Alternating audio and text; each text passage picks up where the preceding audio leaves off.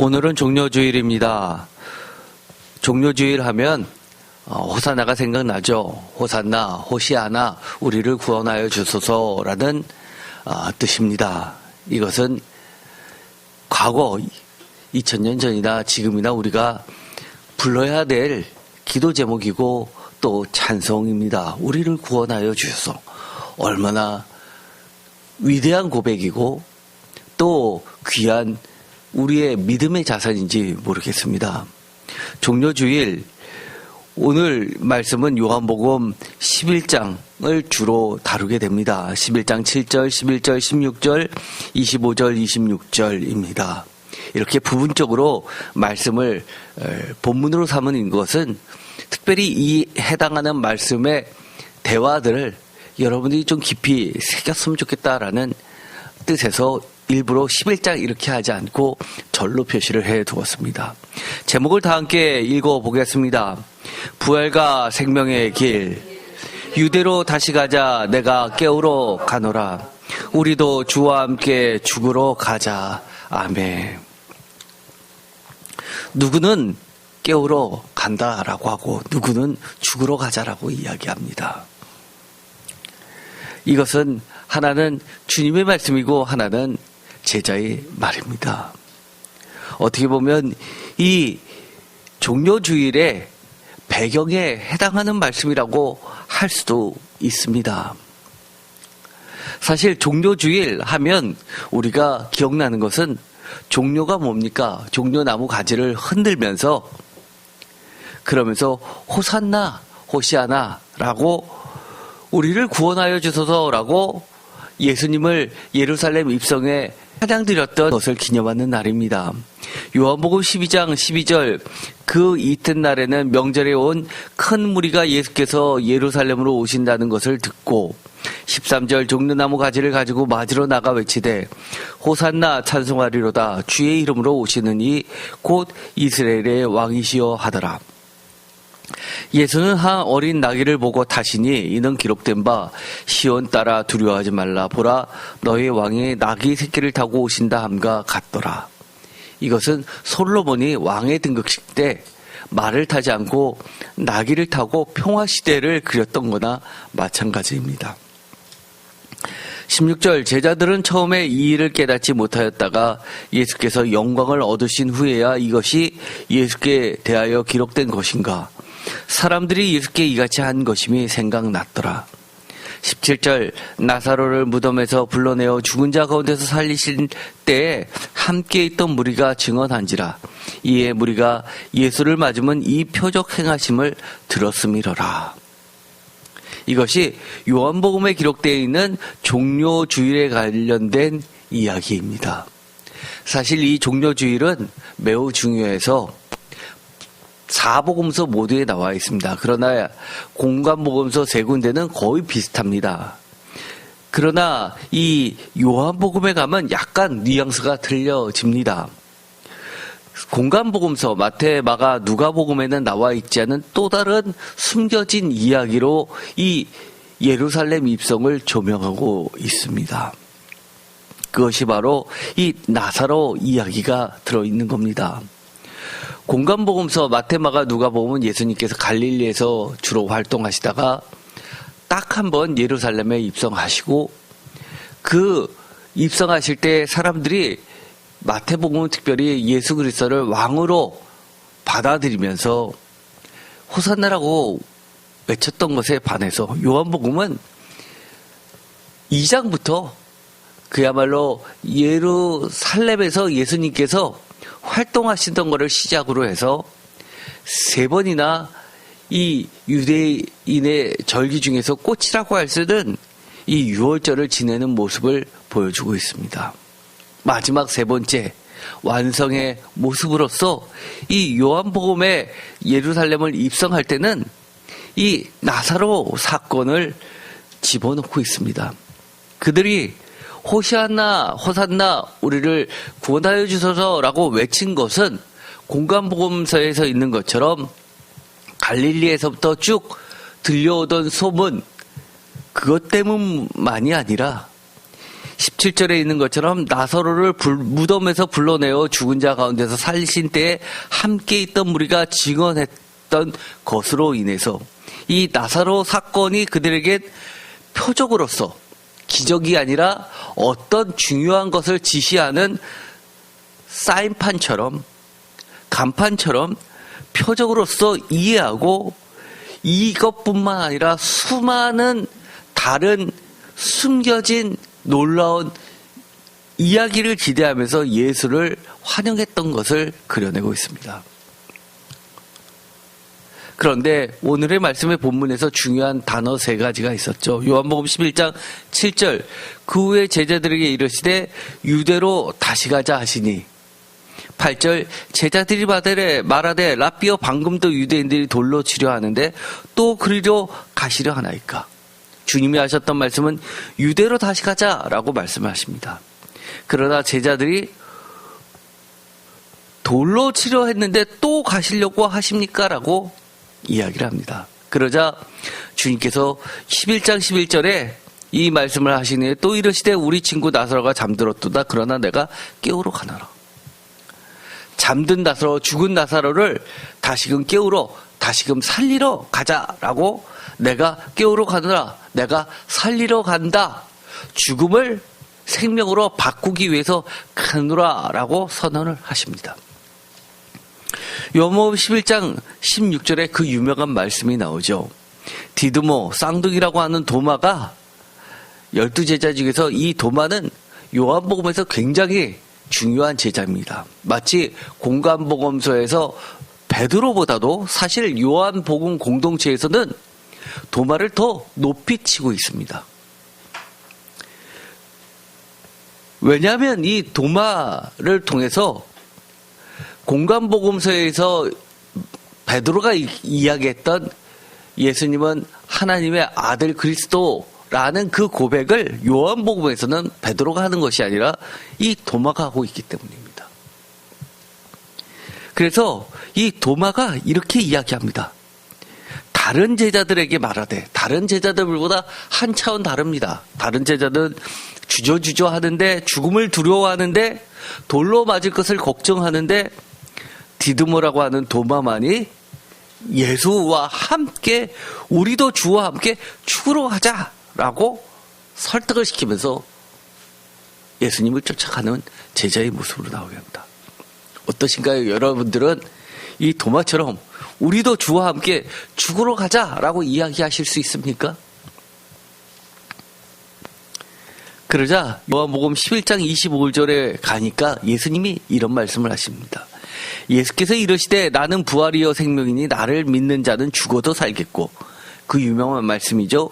26절 무릇 살아서 나를 믿는 자는 영원히 죽지 아니하니라. 이것을 내가 믿느냐라고 하면서 이 믿음의 고백 가운데 나사로를, 죽은 나사로를 살리는 죽음을 극복한, 즉 죽음이라는 것은 모든 사망 권세를 이기시는 예수 그리스도에 대해서 나사로라는 이 사건을 통해서 드러내고 있습니다.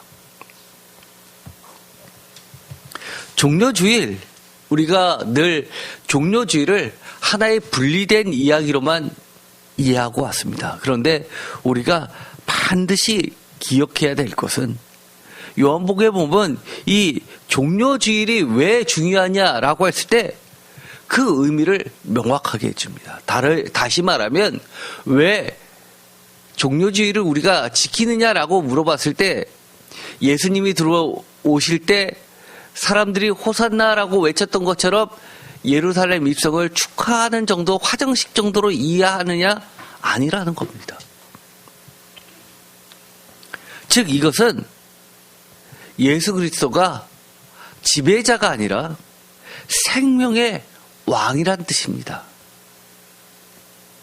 어떻게 보면 요한복음에서는 이 십자가 사건, 부활 사건, 이 두 가지를 조명해 주는 것이 바로 종료주일 사건이라는 겁니다. 이 종료주일을 설명해 주는 주석서와 같은 것이 나사로의 부활 사건이라는 겁니다. 그래서 이 요한복음 12장 12절에는 이렇게 시작합니다.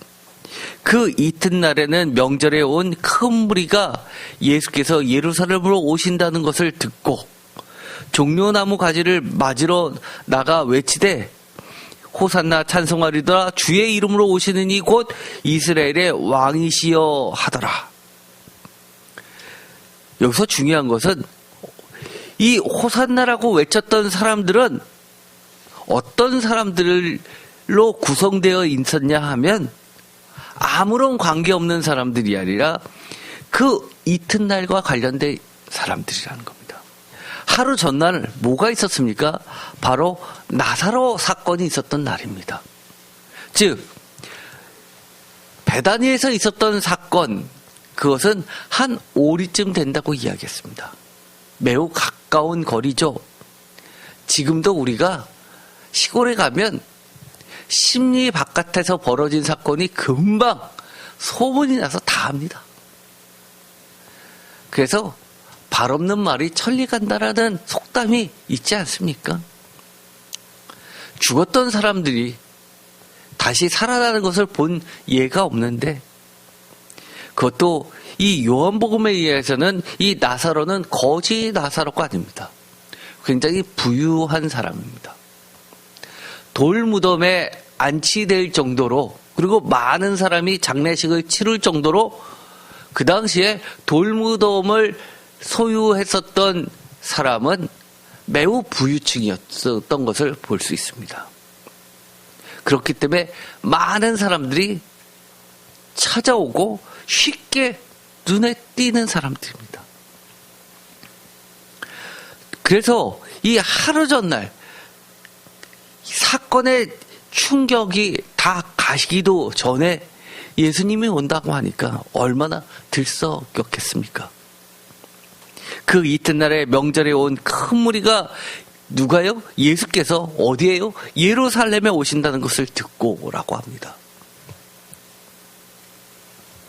그래서 그들은 나사로를 구원해 주셨듯이 나사로를 죽음에서 구원해 주실, 죽음을 생명으로 바꿀 정도면 그 다른 어떤 것들, 예를 들어서 다리를 다쳤다든지 아니면 눈이 멀었다든지 허리가 아프다든지 이런 것들은 충분히 극복하고도 남을 수 있을 거라고 그들은 믿었던 것이고, 더 나아가서 대제사장이 걱정했던 건 무엇입니까?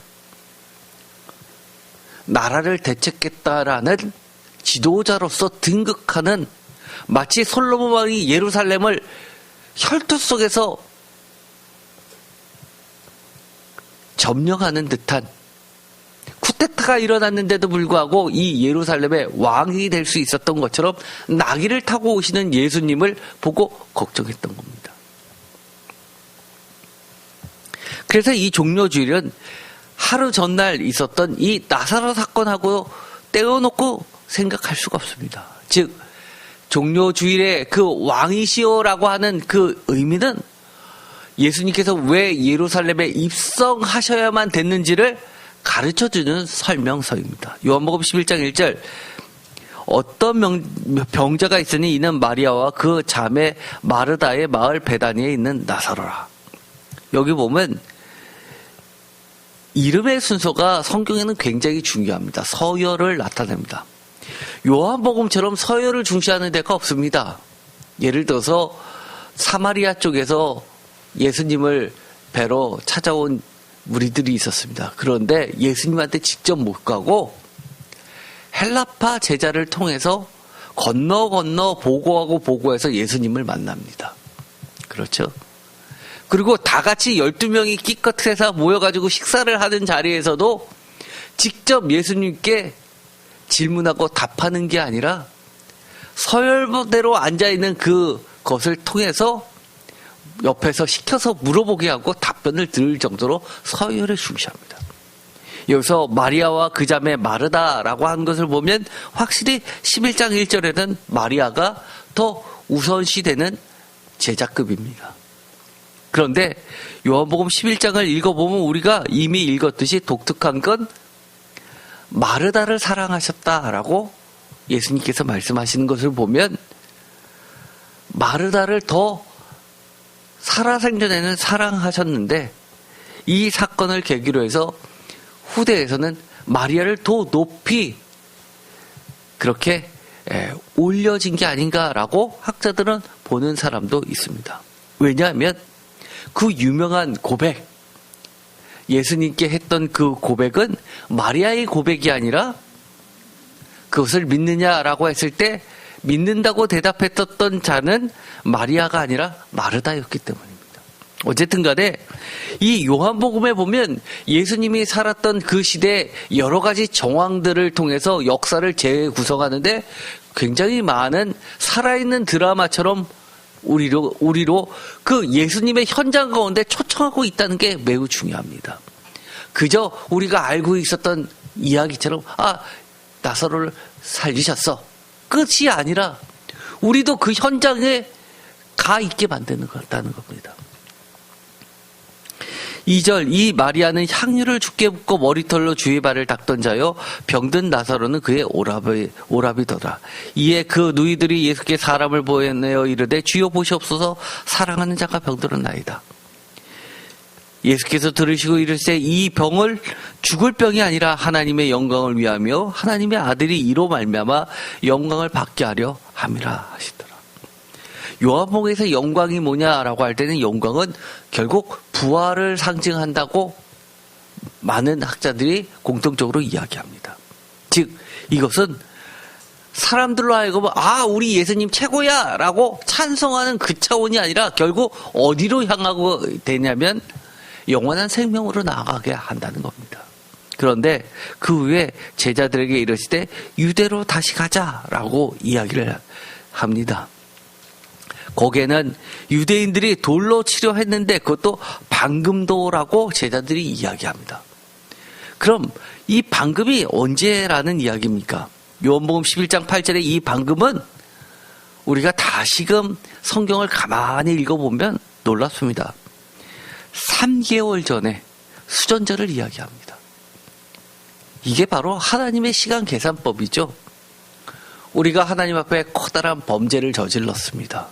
우리 하나님의 심판대 앞에 섰을 때는 하나님은 너가 바로 전에 망령되이 일컬었잖아 라고 이야기하실 수 있는 겁니다. 우리가 10년 전에 정말 목숨을 걸고 하나님의 영광을 드러내기 위해서 하나님의 말씀을 지켰습니다. 그러면 주님은 이렇게 이야기하시는 겁니다. 네가 지금도 나를 위하여 너의 목숨을 내놨지 않느냐? 이것이 하나님의 기억법입니다. 성경의 기술 방식이죠. 이 역사적 시간, 이것이 아니라 하나님의 시간 속에 놓여 있는 게 중요합니다. 우리는 언제 어떻게 살고 있습니까? 2024년에 살고 있습니까? 아니면 하나님의 시간 안에 살고 있습니까? 요한복음 10장 22절 불과 우리가 11장을 읽었는데 몇 페이지도 아니고 바로 직전 페이지에 10장에 보면 이런 말이 나옵니다. 22절 예루살렘의 수전절이 이르니 때는 겨울이라 예수께서 성전한 솔로몬 행각의 권위시니라고 되어 있습니다. 수전절이 나오는데요. 이것도 역사성을 증명하는 요한복음의 우수성을 나타내고 있습니다.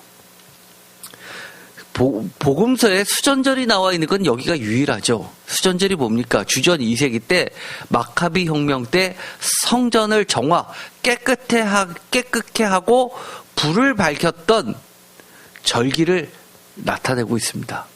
수전절은 숫자는 고칠수입니다.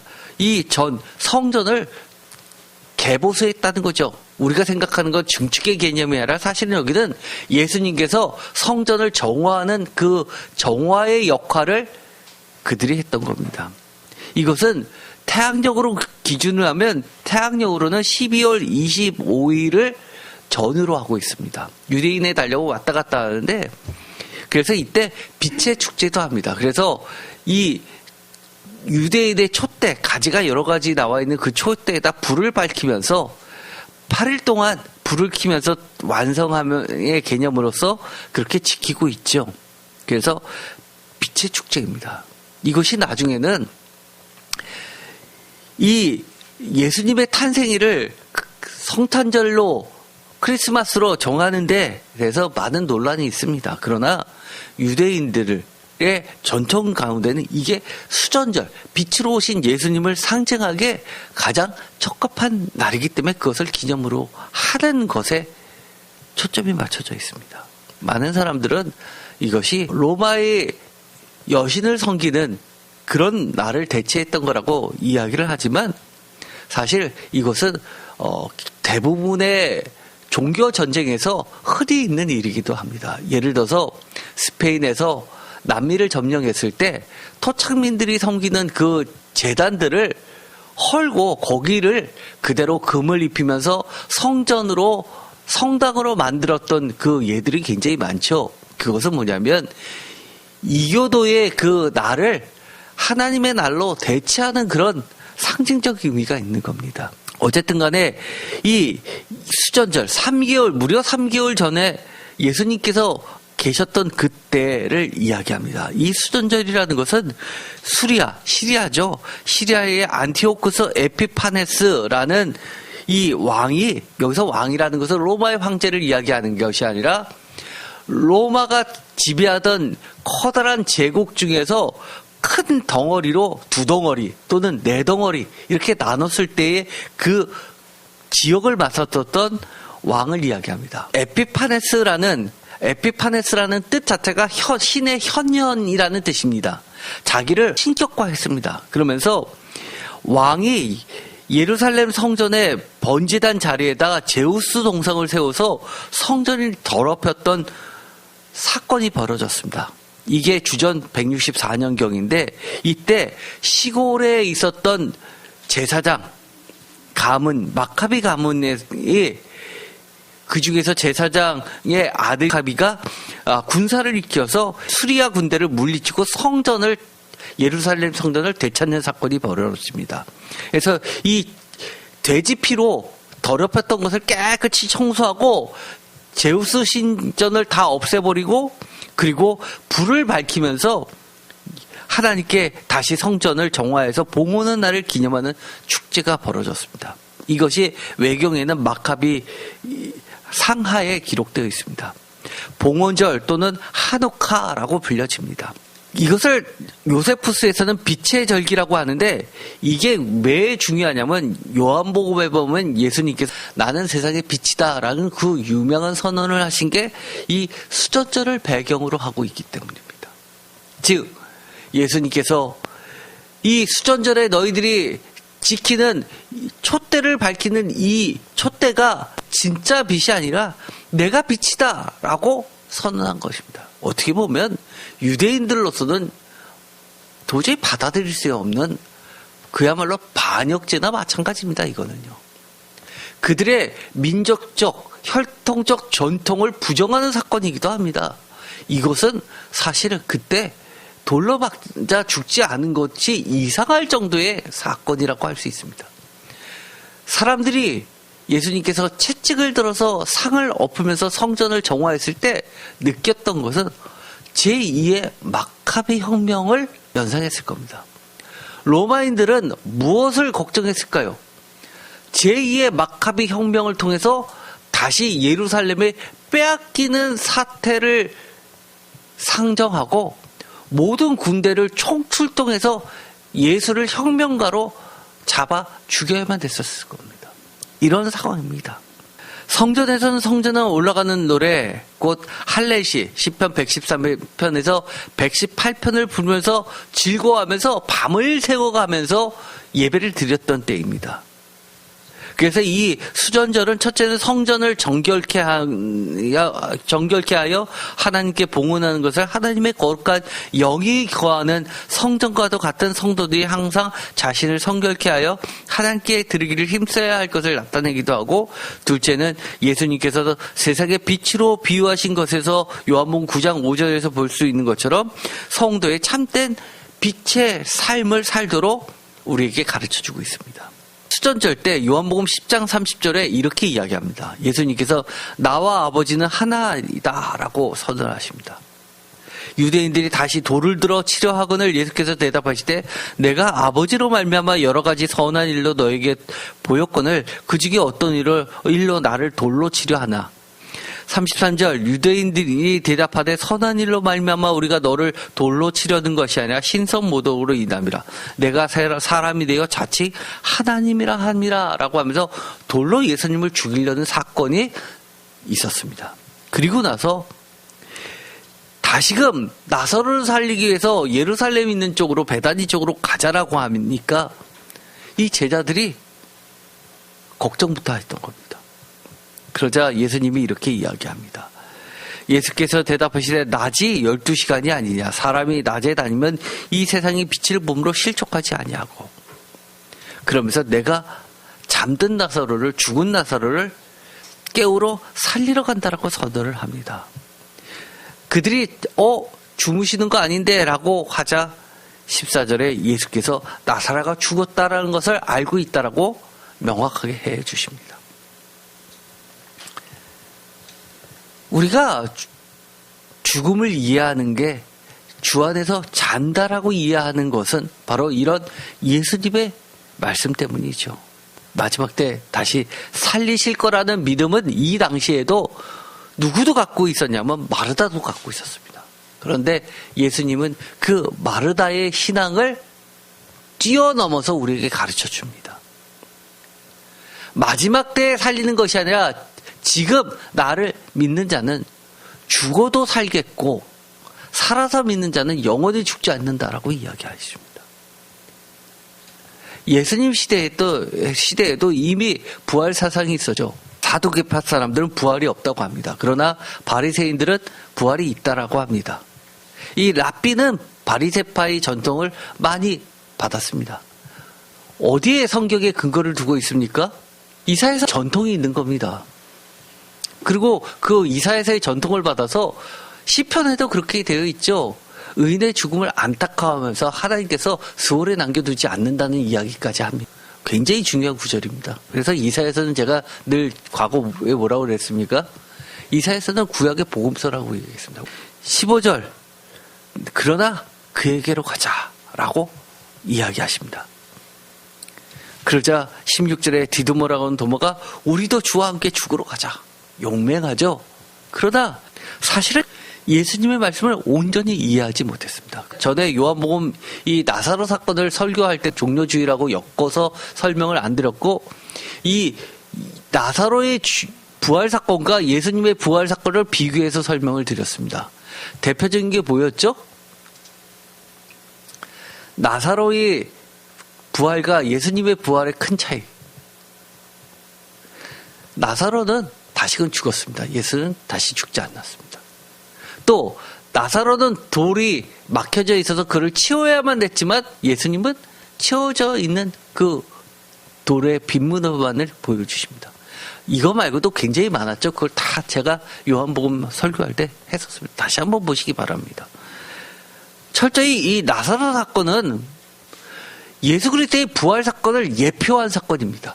이처럼 6월절에 쉽게 예상되는 상황이 있었기 때문에 이 디드모라고 하는 두모는 죽으러 가자라고 이야기할 수밖에 없었습니다. 요한복음 11장 55절 유대인의 6월절이 가까움에 많은 사람이 자기를 성결하기 위해 6월절 전에 시골에 가서 예루살렘으로 올라갔더니 성결하기 위해 왜 예루살렘으로 올라갑니까? 그들은 제사를 어떤 개념으로 보았던 겁니까? 이거 굉장히 중요한 개념입니다. 유대인들에게 있어서 왜 그렇게 6월절 제사가 중요합니까? 그들은 동물의 피해 제사를 통해서 자신들이 성결하게 된다고 믿었던 겁니다.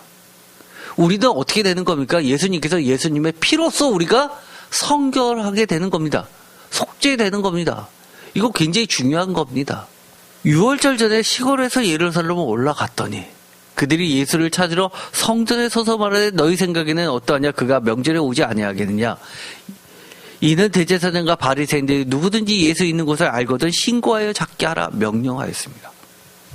누구나 다 예상되는 상황, 제자들이 바보입니까? 예수님이 바보입니까? 바보처럼 사셨죠. 그러나 바보 아니죠. 가면 잡히니까. 가면 잡혀서 죽게 되니까. 또 돌로 맞게 되니까. 그들이 예수님이 오실 것을 예상하고 준비하고 있으니까. 이것이 예상되는 상황입니다. 예수님께서 하셨던 말씀 11장 25절, 이것은 다른 사람에게 전도하기 위해서 했던 말씀이 아닙니다. 나는 부활이요 생명이니 나를 믿는 자는 죽어도 살겠고 무릇 살아서 나를 믿는 자는 영원히 죽지 아니하니. 이것을 내가 믿느냐? 이 이야기는 예수님도 하나님께 고백했던 고백이고 하나님에 대한 신앙이기도 합니다. 예수님은 도대체 예루살렘을 어떻게 보고 계셨길래 이런 말씀들을 하셨을까요? 이 이야기는 예수님은 왜 꼭 예루살렘으로 가시려 했는가에 대한 답을 줍니다. 힌트입니다. 마태복음 23장 29절에 보면 이렇게 이야기합니다. 화 있을 진저 외식하는 서기관들과 바리새인들이요. 서기관, 예루살렘 성전의 실세들이죠.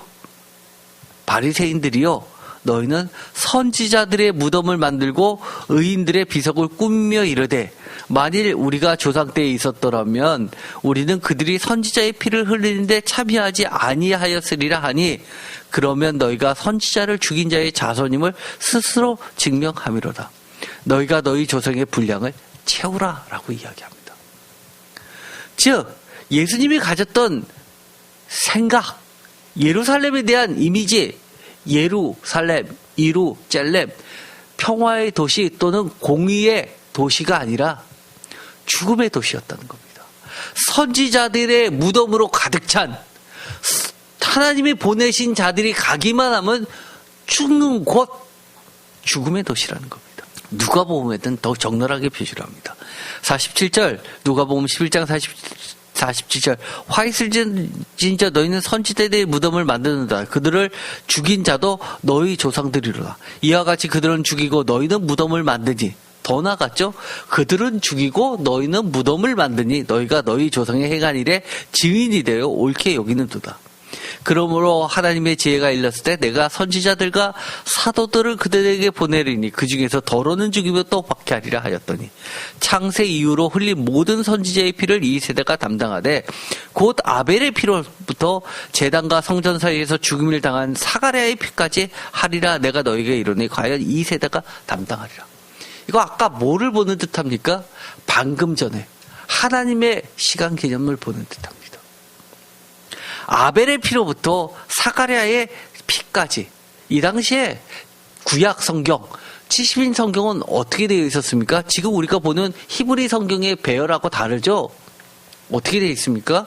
70인 성경은 창세기부터 해서 맨 끝이 어디로 되어 있냐면 역대하로 되어 있습니다. 역대하에 선지자의 죽음, 사가랴의 피, 즉 아벨의 피부터 사가랴의 피는 70인역 구약 성경에 나오는 모든 선지자의 처음과 끝 모든 선지자의 죽음을 얘기합니다. 즉 이사야서 65장 7절에서 이야기한 것처럼 너희의 죄악과 너희 조상들의 죄악은 한 가지이니 라고 이야기했던 것을 그대로 드러내고 있습니다. 하나님의 이스라엘에 대한 기억과 인식이 예수님이 예루살렘을 향해 바라보는 기억과 인식과 동일하다는 겁니다. 즉 혈통적 이스라엘은 의미 없다는 얘기입니다. 공관복음서에 보면 뭐라고 이야기하죠? 아이들이 호산나라고 찬송을 하니까 그것을 못하게 막죠. 왜 말리지 않았냐 따지니까 이 돌들로서도 라고 이야기합니다. 주님은요 철저하게 혈통적 이스라엘에 대해서 별로 하나님의 자녀라고 약속의 자녀라고 인정하지 않습니다. 그러면 죽음에서 생명의 나라로의 하나님의 솔루션이 뭐냐라고 했을 때 그것은 예수님입니다. 예수님의 십자가와 부활입니다. 다시 말씀드리면 하나님의 솔루션의 키워드는 예수 그리스도께서 예루살렘으로 입성하실 수밖에 없고 하나님의 솔루션에 의한 십자가이고 부활이라는 이야기입니다. 구체적으로 나눠서 보면 이렇습니다. 나라, 다스림, 백성, 이 모든 것은 다 예수로 통일됩니다. 나라 뭡니까? 새롭게 창조된 새하늘과 새 땅입니다. 이사야서 65장 17절 보라 내가 새하늘과 새 땅을 창조하나니 이전 것은 기억되거나 마음에 생각나지 아니할 것이라. 66장 22절에도 새하늘과 새 땅 이것은 너희 자손과 너희 이름이 항상 있으리라 라고 예언해 주십니다. 그러면 이 너희 자손과 너희 이름이 뭘까요? 하나님이 마련해 준 새하늘과 새 땅. 새하늘과 새 땅은 뭐죠? 새하늘이 있고 새 땅이 있습니다. 새로운 세상이죠. 완전히 달라진 세상입니다. 물리적 새하늘과 물리적 새 땅일 수도 있겠지만 물리적 새하늘과 물리적 새 땅의 옛 하늘과 옛 땅에 살지만 예수 그리스도로 인해서 새롭게 태어난 하나님의 새로운 자손과 새로운 백성들이 세상을 새롭게 바라보기 시작하고 하나님의 말씀으로 세상을 살아나가는 새하늘과 새 땅을 이야기하기도 합니다. 두 번째 솔루션, 죽음에서 생명으로 새롭게 창조된 새 예루살렘과 성전인 교회입니다. 이사야서 65장 보면 왜 새하늘과 새 땅을 만드십니까? 보라 17절 내가 새하늘과 새 땅을 창조한다라고 이야기하시는데 이 새하늘과 새 땅을 창조해서 어떻게 하시겠다는 거예요? 18절 너희는 내가 창조하는 것으로 말미암아 영원히 기뻐하며 즐거워할 것이니라. 보라 내가 예루살렘을 즐거운 성으로 창조하며 그 백성을 기쁨으로 삼고. 새하늘과 새 땅을 만드는 이유 그거는 새 예루살렘을 만드시기 위해서입니다. 요한계시록에 보면 새하늘과 새 땅 나고 새 예루살렘이 하늘로부터 내려오죠. 이 땅으로. 그러면서 19절에 보면 내가 예루살렘을 즐거워하며 예루살렘이라고 이야기하는 것은 예루살렘 도시도 될 수 있지만 예루살렘 성전을 나타내고 다른 말로 이야기하면 하나님이 계시는 곳으로도 바꿀 수 있는 단어입니다. 새 예루살렘을 즐거워하며 나의 백성을 기뻐하나니 20절 거기에는 어떻게 되어 있다고요? 날수가 많지 못하여 죽는 어린이와 수완이 차지 못한 노인이 다시는 없어. 이걸 읽으면 거기는 뭐 건강하게 사는 도시구나? 그게 아니죠. 아까 예수님이 뭐라고 그랬어요? 예루살렘은 의인들은 모조리 죽는 곳인데 이제는 그런 일이 발생하지 않는 새 예루살렘을 만드시겠다는 겁니다. 이사야서 66장 1절 이건 굉장히 중요합니다. 어떻게 보면 예루살렘의 성전에 대한 하나님의 관점입니다. 이것을 놓치면 우리가 얘기가 되지 않습니다. 66장 1절 다 같이 읽겠습니다. 여호와께서 이와 같이 말씀하시되 하늘은 나의 보좌여 땅은 나의 발판이니 너희가 나를 위하여 무슨 집을 지으랴 내가 안식할 처소가 어디에 있으랴. 이 말씀이 왜 그렇게 중요합니까? 이것이 나중에 어디로 시장에 가면 어디로 발전하게 되죠? 최초의 순교자 스테반 집사님이 이 설교를 하다가 죽게 됩니다. 그렇죠? 이건 굉장히 중요한 말씀입니다. 이사야서 56장 7절 내가 곧 그들을 나의 성전으로 인도하여 기도하는 내 집에서 그들을 기쁘게 할 것이며 그들의 번제와 희생을 나의 제단에서 기꺼이 받게 되리 이는 내 집은 만민이 기도하는 집이라 일컬음이 될 것이다. 이 구절도 어마어마하게 중요한 말씀입니다. 왜 그랬죠? 예수님께서 예루살렘에 도착해서 마가복음에 보면 제일 먼저 하신 뭡니까? 예루살렘 입성하신 후에 제일 먼저 하신 것. 첫째 날에 도착하자마자 성전을 먼저 둘러보십니다. 만민이 기도하는 집을 만들기 위한 작전을 세우십니다. 마가복음 11장 17절 이에 가르쳐 이르시되 기록된 바 내 집은 만민이 기도하는 집이라 칭함을 받으리라고 하지 아니하느냐. 너희는 강도의 소굴을 만들었도다 하시매. 또 있죠. 요한복음 2장 19절 그 유명한 말씀. 다 같이 읽겠습니다. 예수께서 대답하여 이르시되 너희가 이 성전을 올라 내가 4월 동안에 일으키리라. 유대인들이 이르되 이 성전은 46년 동안의 지었거늘 내가 3일 동안에 일으키겠느냐 하더라. 그러자 예수는 성정된 자기 육체를 가리켜 말씀하신 것이라. 죽은 자 가운데서 살아나신 후에야 제자들이 이 말씀하신 것을 기억하고 성경과 예수께서 하신 말씀을 믿었더라. 이것이 굉장히 중요합니다. 예수님께서 왜 예루살렘에 입성하실 수밖에 없었냐? 하나님의 솔루션이 뭐냐? 새하늘과 새 땅과 새 성전, 예수님을 몸으로, 예수님의 영으로 세우시는 영원한 성전을 세우시는 겁니다. 이게 뭡니까? 지금 저 팔레스타인 지역에 전쟁이 벌어지고 있는 가자 옆에 예루살렘입니까? 아니죠. 그렇게 생각하면 안 되는 겁니다. 교회입니다, 교회. 심지어 이런 말씀도 하십니다. 이사야서 66장 23절. 여호와가 말하노라 매월 초하라 매 안식일에 모든 혈육이 내 앞에서 나와서 예배하라. 어떻게 보면 이사야서의 결론에 해당하는 겁니다. 예배 공동체를 통해서. 이사야서 1장 모두를 시온으로 초청하시는 이유, 하나님이 계신 곳에 나와서 하나님의 말씀을 들으라는 예배 공동체입니다. 그때 중요한 게 뭡니까? 모든 혈육. 모든 혈육이라고 했는데 혈육적 이스라엘만이 모든 혈육입니까? 아니면 혈육적 이스라엘만이 아닌 하나님 아버지의 이름으로 불리는 모든 민족입니까? 모든 민족이죠. 이것을 혼동하면 우리는 자꾸 예수님을 뭘로 알려고 하는 겁니까? 하나님을 뭘로 알려는 겁니까? 육적으로 알려고 하는 겁니다. 심지어 사도 바울은 어떤 말까지 했습니까? 내가 예수를 육적으로 알려고 한다고 했습니까? 심지어 그것도 나는 버린다고 했습니다. 육신의 잣대로 예수 그리스도를 알려고 하지 않는다고 이야기합니다. 심지어 사도 바울도. 그런데 왜 우리가 혈육적 전통을 붙잡고 있어야 됩니까? 세 번째, 솔루션. 새로운 하나님의 백성이 중요하죠. 이것은 새 이스라엘 성도, 나의 종들, 예배 공동체를 이야기합니다. 이사야서 65장 1절. 나는 나를 구하지 아니하던 자에게 물음을 받았으며 나를 찾지 아니하던 자에게 찾아냄이 되었으며 내 이름을 부르지 아니하던 나라에 내가 여기 있노라 내가 여기 있노라 하였노라. 예배하는 자들 누구라는 겁니까? 나를 구하지 아니하던 자들, 나를 찾지 아니하던 자들, 내 이름을 부르지 아니하던 자들, 모든 민족이죠. 이방인들이죠.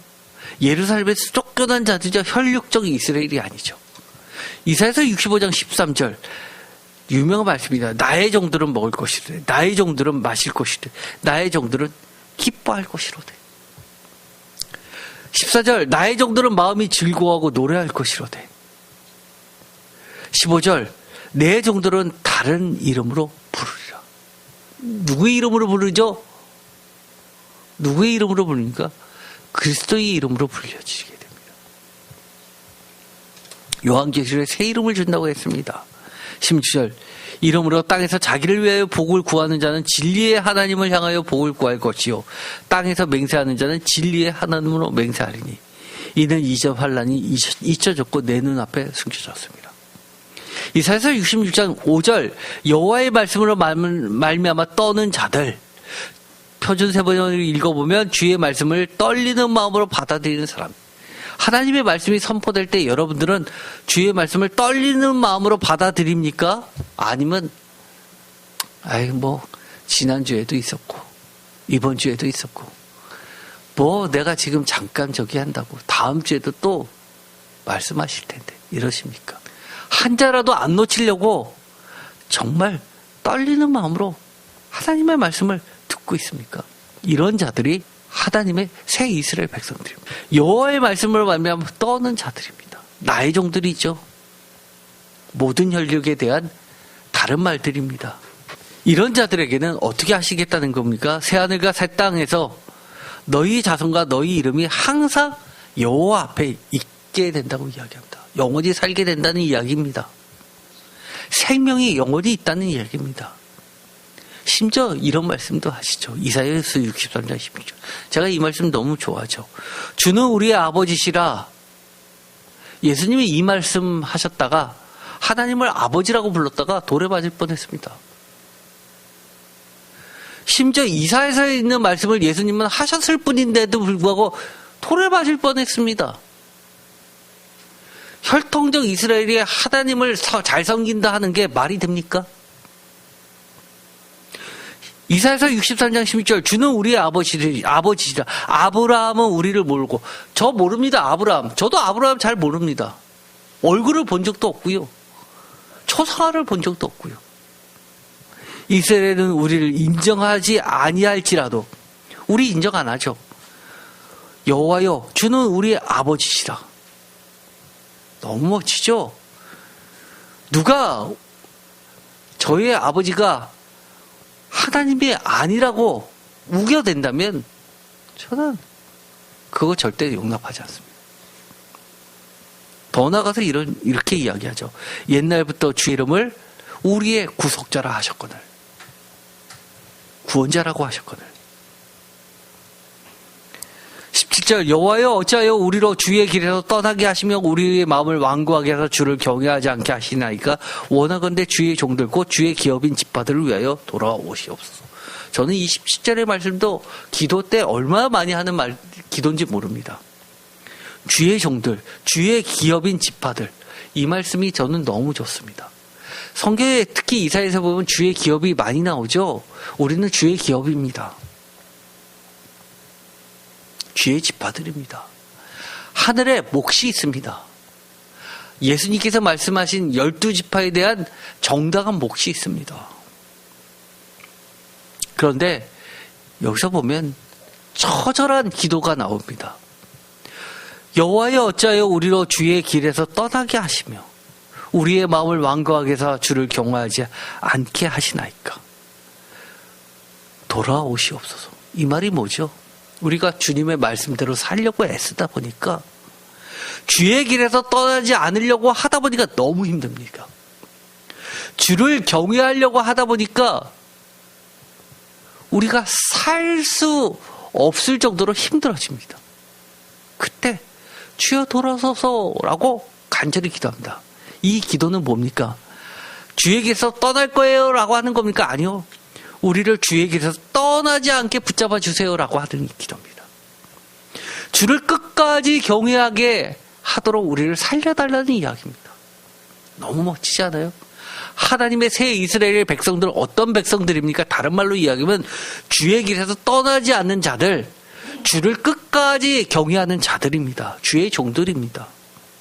주 기업인 새로운 지파들입니다. 이사야서 56장 3절 여호와께 연합된 이방인은 말하기를 여호와께서 나를 그의 백성 중에서 반드시 갈라내시리라 하지 말며 고자도 말하기를 나는 마른 나무라 하지 말라. 우리는 뭡니까?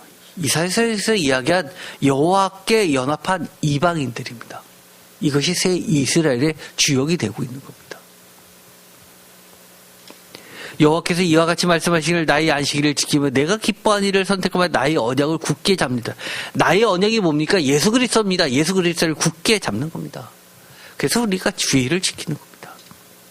내가 내 집에서 내 성 안에서 내 아들이나 딸보다 나은 기념물과 그 이름을 그들에게 주며 그들이 누굽니까? 여기 있는 것처럼 여호와께 연합한 이방인들입니다. 내 집에서 내 성 안에서 내 아들이나 딸보다 혈통적 이스라엘의 아들과 딸들보다 더 나은 기념물과 이름을 그들에게 주며 영원한 이름을 주어 끊어지지 않게 할 것이다. 이 말은요, 다른 말로 이야기하면 뭡니까? 기념물이라는 게 뭡니까? 내 집에서 여호와의 성전에서 기념물을 먹을 수 있는 사람이 누굽니까? 여호와의 종들입니다. 여호와의 제사장들입니다. 그렇죠? 이스라엘 사람들에게 이방인들이, 우리 같은 사람들이 제사장이다? 그들을 인정할 것 같습니까? 인정 못합니다. 제사장을요, 레위 지파 아닌 사람들 중에서 뽑아서 썼다고 북이스라엘과 남유다는 합쳐질래야 합쳐질 수가 없었습니다. 넘지 말아야 될 선을 그었던 자들입니다. 그런데 하나님은 이사야서를 통해서 이렇게 선언해 주십니다. 우리를 하나님의 제사장으로 세워주시는 겁니다. 누구에게요? 나의 언약을 굳게 지키는 이방인마다, 여호와와 연합하여 그를 섬기는 자마다, 여호와의 이름을 사랑하는 자마다 뭐가 된다고요? 그의 종이 되며 그의 제사장이 되며 하나님의, 예수님의 백성이 되며, 내 집은 만민이 기도하는 집이라 일컬음을 받게 됩니다. 만민이 뭡니까? 이방인들이 기도하는 집이다. 지금은요, 우리가 예루살렘 성전을 방문해도 그 안을 들어가지 못합니다. 이방인이기 때문에. 그러면서 8절, 이스라엘의 쫓겨난 자를 모으시는 하나님께서 어떻게 하신다고요? 또 모아. 누구를요? 이방인들을. 여호와께 연합하는 이방인마다, 여호와의 말씀을 두렵고 떨리는 마음으로 받아들이는 자마다. 즉 여호와께 드릴 새 제물이 뭐냐라고 할 때 심지어 이렇게 이야기합니다. 이사야서 66장 20절에 이것은 굉장히 중요한 말씀이죠. 나 여호와가 말하노라, 이스라엘 자손이 예물을 깨끗한 그릇에 담아 여호와의 집에 드린 같이 그들이 너희 모든 형제를 문 나라에서 나의 성산 예루살렘으로 말과 수레와 교자와 노새와 낙타에 태워다가 여호와께 예물로 드릴 것이며. 이 말이 무엇이죠? 너희 모든 형제를 주께 바치는 선물로 드린다는 겁니다. 나는 그 가운데서 택하여 제사장과 레위인을 삼으리라, 여호와의 말입니다. 뭐를요? 문 나라에서 이방인들도 여호와의 말씀에 떨면 주께 나오게 해서 그 가운데서 택해서 제사장과 레위를 삼아서 나의 제물로 받겠다는 겁니다. 이 전통은요, 심지어 사도 바울도 그런 얘기를 합니다. 로마서 15장 16절, 이 은혜 곧 나로 이방인을 위하여 그리스도 예수의 일꾼이 되어 하나님의 복음의 제사장 직분을 하게 하사, 다 같이 읽겠습니다. 이방인을 제물로 드리는 것이 성령 안에서 거룩하게 되어 받으실 만하게 하려 하심이라. 뭐라고요? 이방 사람들로 하여금 제물이 되게 한다는. 18절, 그리스도께서 이방인을 순종하기 위하여, 순종하게 하기 위해 나를 통하여 역사하신 것 외에는 내가 감히 말하지 아니하노라. 19절, 표적과 기사의 능력으로 성령의 능력으로 이루어졌으며 그리하여 내가 예루살렘으로부터 두루 행하여 일루라곤까지 그리스도의 복음을 편만하게 전하였노라. 이게 누가 한 이야기입니까? 사도 바울이 한 이야기입니까? 이게 누가 약속하신 말씀입니까? 이게 사도 바울이 말이 아니라 누구의 말이 되는 겁니까? 이사야서에 이야기한 하나님의 약속의 말씀의 성취입니다. 이거는 기본적으로 우리가 예수님께서 왜 예루살렘에 입성하셔야만 됐는지, 어떤 분들은 이렇게 이야기합니다. 예수님이 갈릴리에서 주 활동을 하셨으면 갈릴리에서 십자가에 달려 돌아가셔도 됐었을 거 아니냐. 왜냐하면 나중에 보니까 십자가에 달려 돌아가셔서 부활하실 때는 복음서에 보니까 갈릴리에서 승천하시는 것을, 부활하신 것을 봤다고 하는데 굳이 예루살렘을 그렇게 할 필요가 뭐가 있느냐라고 이야기하시는 분들이 의외로 꽤 많습니다. 성도님들 중에서도 부활 장소가 복음서에서는 어디에서는 갈릴리로 되어 있고 어디에서는 예루살렘과 근처로 되어 있는데 뭐 어디가 맞습니까? 라고 궁금해하는데 아이 뭐 라고 하면서 입 밖에 잘 안 내시는 분들이 많습니다. 그런데 성경 공부할 때는 그거를 꼭 질문하십니다. 그 이야기는 이것에 대한 답변입니다. 왜 예수님께서 꼭 종려주일 예루살렘으로 입성하셔야만 됐습니까? 왜죠? 왜 십자가를 예루살렘에서 지셔야만 됐습니까? 라는 질문하고 똑같은 겁니까? 똑같은 겁니다. 왜요? 죽음의 상징 예루살렘을 새롭게 하시기 위해서, 생명의 도시로 성전을, 죽음의 성전을 생명의 영원한 성전으로 만드시기 위해요. 혈통적 이스라엘 백성들을 만민이 기도하는 집으로 초청하는 여호와께 연합하는 하나님의 종들로 만드시기 위해서 예루살렘에 입성하신 겁니다. 그리고 십자가의 길을 가셨고 생명의 길을 우리에게 가르쳐 주신 겁니다.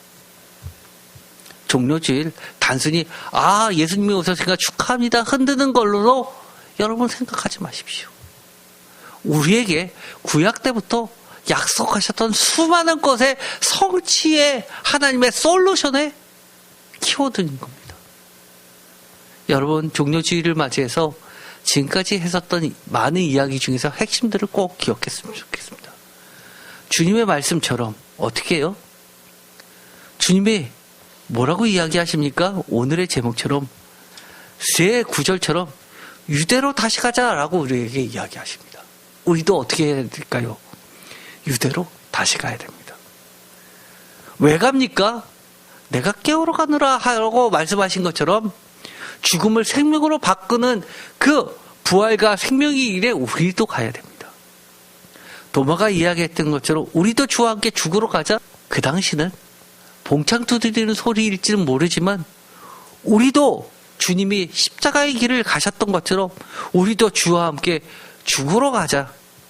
그 말은 우리는 죽으러 가자가 아니라 우리도 주와 함께 영원한 생명의 길로 가자라고 하는 겁니다. 그 길에는 수많은 사람들을 만나게 될 겁니다. 하나님을 몰랐던 사람들, 우리가 예수님을 소개하면서 예수님을 하나님으로 고백하는 많은 사람들을 초청하는 우리의 생명의 길이 되기를 간절히 소망합니다. 기도하고 마치겠습니다. 하나님 감사합니다. 오늘 종료주일을 맞이해서 다시 한번 예수님께서 왜 예루살렘으로 입성하셔야만 됐는지, 죽음의 세력들이 있음에도 불구하고 돌로 맞아 죽을 것을 예상하면서도 다시 우리가 유대로 가자, 예루살렘으로 가자라고 이야기하셨는지 우리가 온전히 이해하고 우리도 그 길을 갈 수 있게 하여 주옵소서.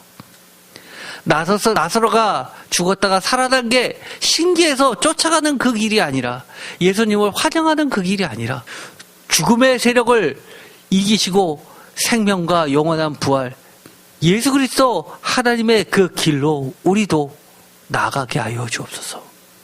영원한 성전이신 예수 그리스도께 나아가서 영으로 새롭게 되어 새하늘과 새 땅에서 만민이 기도하는, 예배하는 공동체 되게 하여 주옵소서. 예수 그리스도의 이름으로 기도드립니다. 아멘.